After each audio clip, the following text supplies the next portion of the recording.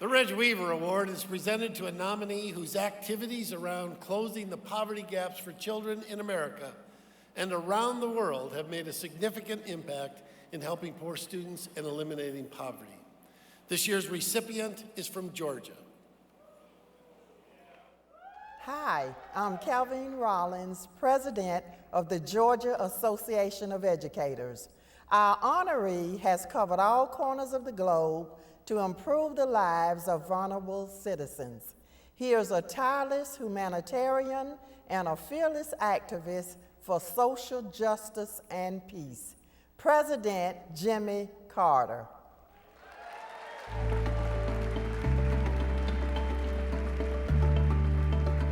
He left the White House more than 3 decades ago, but President Jimmy Carter remains a dedicated humanitarian. He's worked to improve the lives of others in the U.S. and abroad, focusing on the poor and the disenfranchised, and calling on others to help. When piles of rubble replaced homes in Haiti, President Carter and hundreds of volunteers went to the earthquake-ravaged area to help rebuild. Needy families and young children had been living in cramped, unsafe tents and makeshift shelters after the disaster. But nail by nail, President Carter and the volunteers created sturdy homes made of concrete and wood. The Jimmy and Rosalind Carter Work Project is part of their ongoing work with Habitat for Humanity. The Carters began volunteering with the organization in the 1980s. Their work and commitment have inspired volunteerism and raised awareness across the globe. In 1982, the Carters founded the Carter Center in Atlanta.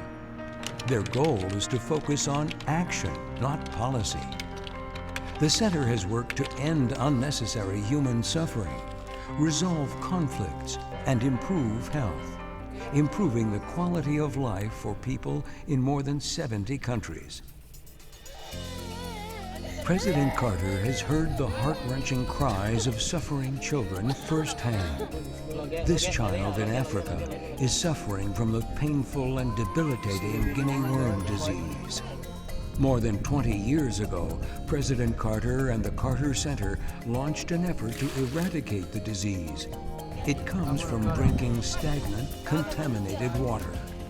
Carter helped put experts on the ground, educating children and families about prevention, and providing filters and safe underground wells. When Carter started the campaign, there were more than 3.5 million cases in Africa and Asia. Now, there are fewer than 1,000. If the center is successful in getting rid of the disease, it will be only the second disease in history ever completely eradicated. President Jimmy Carter, an extraordinary visionary, advocate, and leader. It's been said that President Jimmy Carter is America's best former president, leading the way and reminding us all of our moral obligation to help those that society has forgotten or ignored.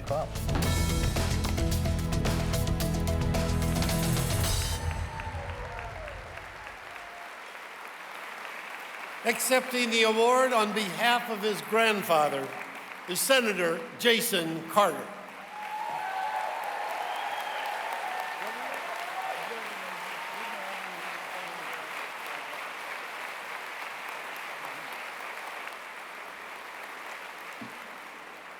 Thank you very much. My grandfather will be 89 this year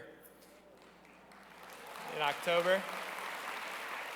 And the only reason that he's not here is that he is also traveling. I have to say, I was trying to get him to do something for me in September, and his scheduler told me that he was going to be home for 6 nights that month.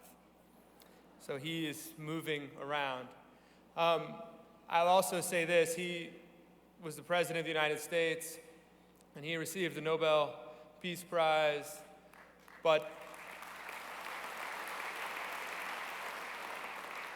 his story is no more spectacular than some of the ones we've already heard tonight.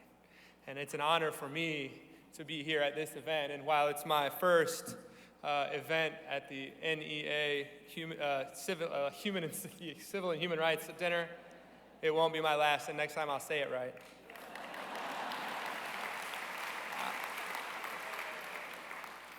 As a state senator here in Georgia, I do want to welcome you to Georgia. And our folks, the GAE, are remarkable stewards of the NEA's mission, and they're remarkable educators, and their commitment to our children here in Georgia goes without saying, and I really appreciate them enormously. Thank you to the Georgia folks. Yeah, that's the quietest I've ever heard them. I just wanted to say 2 lessons that my grandfather represents. As I mentioned, he was president, and as we know, he established a national commitment to education. But it all began, his political career, people forget that it started when he ran for the school board. And that lesson is that if you turn up for education, you don't know where it might lead.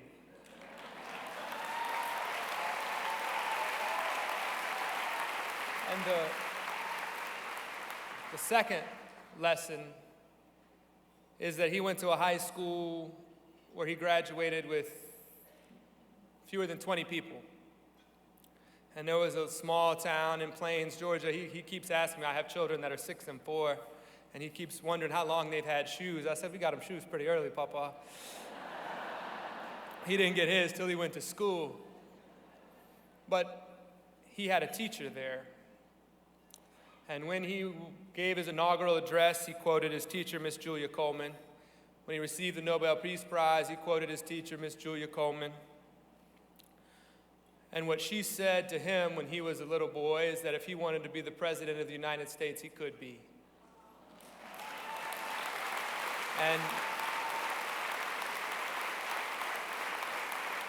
And the lesson there is one you all know. There's 2 lessons. One is that a good teacher can make all the difference in the world.